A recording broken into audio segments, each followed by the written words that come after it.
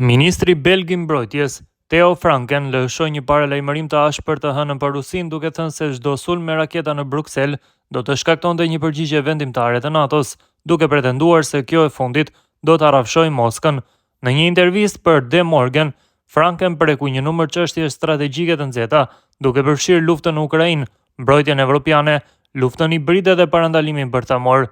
I pyetur nëse ka frikë se presidenti rus Vladimir Putin mund të nisë një sulm me raketa konvencionale në Bruksel, përgjigjja e tij ishte e qartë: jo, sepse atëherë ai do të godas zemrën e NATO-s dhe pastaj ne do të rrafshojmë Moskën. Ai vazhdoi të shprehte mbështetje të fortë për udhëheqjen amerikane në NATO dhe përsëriti besimin e tij tek Neni 5, klauzola e mbrojtjes së ndërsjellët që mbështet aleancën. E konsideroi më pak të mundshëm një sulm të madh rus ndaj shteteve baltike. Në fund të fundit ato janë shtete anëtare të NATO-s. Së shpejti do të kemi 600 avion F-35 të stacionuar në Europë.